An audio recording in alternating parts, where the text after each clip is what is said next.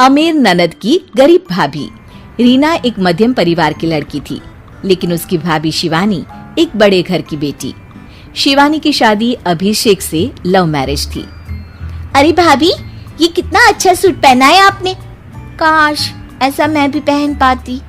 अरे क्यों नहीं रीना, वैसे भी तुम्हारा और मेरा नाम तो एक ही है, जब मन करे पहन लेना। भाभी, आपको आपके पापा ने कितने अच्छे कपड़े गहने दिए हैं।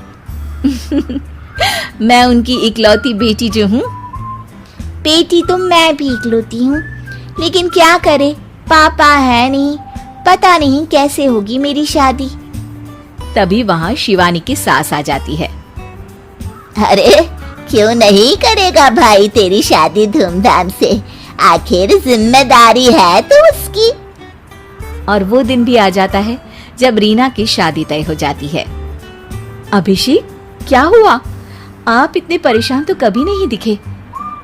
कोई बात है तो बताइए मुझे।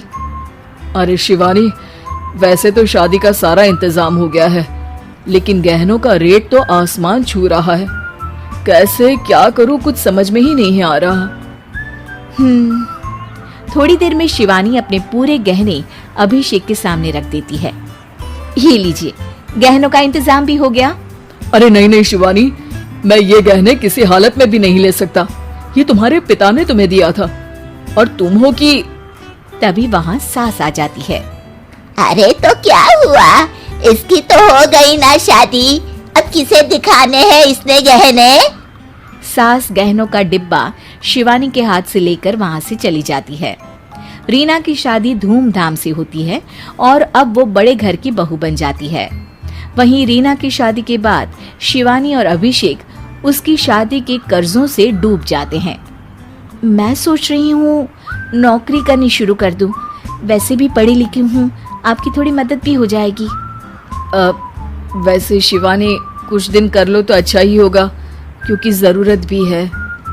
अब शिवानी भी नौकरी करने लगती है और घर खर्चे में अभिषेक का हाथ बटाती है। एक दिन शिवानी, रीना का फोन आया था, कह रही थी कि आने वाले त्योहार में उसके ससुराल जाना है। ठीक है माँ। अरे ठीक तो है, लेकिन एक काम कर लेना, उसके सास ससुर से लेकर पूरे खानदान के कपड़े मिठाइयाँ सब ले आना, और हो सके तो रीना के लिए छोटे से कान में पहनने के बूंदे भी। और क्या है ना, शादी में उसे सारी बड़ी बड़ी कान की ज्वेलरी दी थी, घर में पहनने के लिए तो उसके पास कुछ भी नहीं है। शिवानी सोच में पड़ जाती है कि वो क्या करे, क्योंकि कर्जों और घर के खर्चों के बाद तो पैसे बचते ही नहीं थे। शिवानी फिर अपने पिता को फोन करती है और उनसे पैसे मांगती है।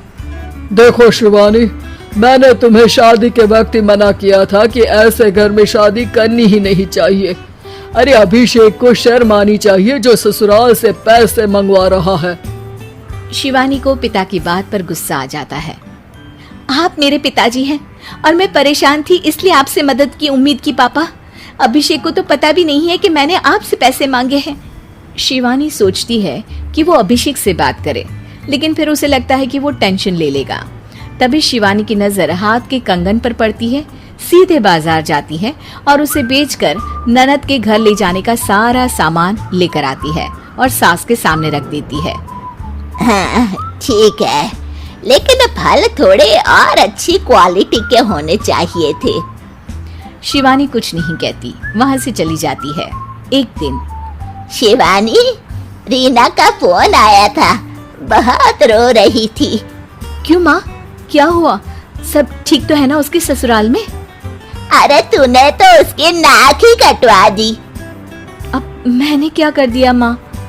कह रही थी कि बड़े घर की बहू है भाभी, जो कपड़े दिए वो ब्रांडेड भी नहीं थे। तू तो जानती है ना उन लोगों का पहनावा कितना अच्छा है। तू तो मेरी बेटी का भला कभी सोचती नहीं।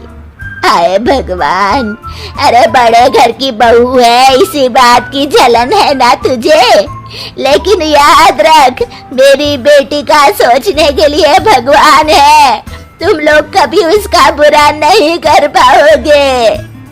अब शिवानी के मन में सवाल था कि क्या ईश्वर सिर्फ रीना के साथ है, उसके साथ नहीं। लेकिन उसे सुकून था कि वो अभिषेक के साथ उसकी जिम्मेदारियों को निभाने में बराबरी की हकदार है। शिवानी वहां से चली जाती है।